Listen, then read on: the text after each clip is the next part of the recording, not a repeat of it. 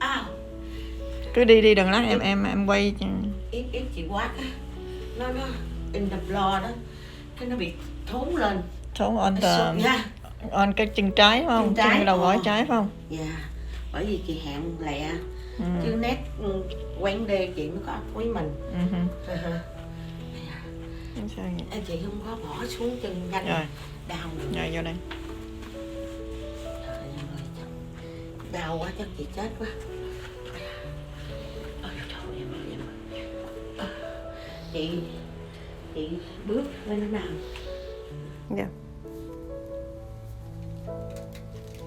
Wow. Good chị ha. Dạ. Nãy đau lắm em ơi.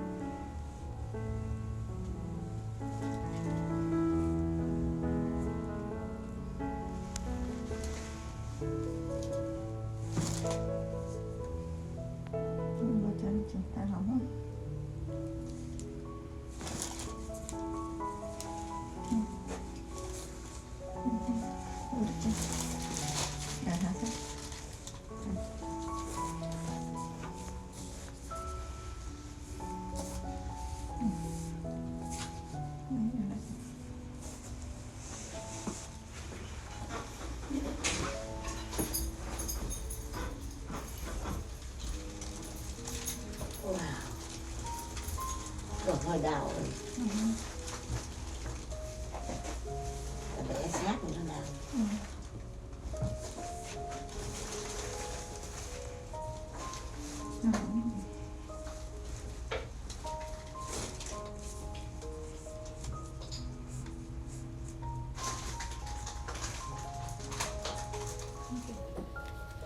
Vô đít vào đây.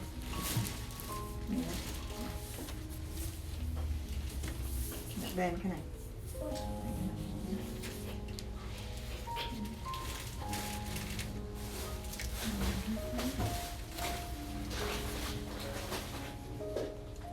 Chút xíu nữa chút nữa.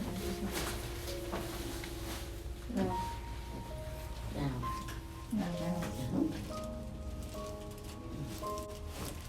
Nghe không? Ừ. Nghe cục hết. Cục hết. Ok, làm xong rồi. Ok.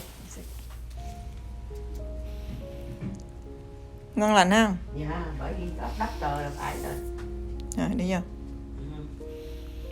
Ngon lành rồi đúng không?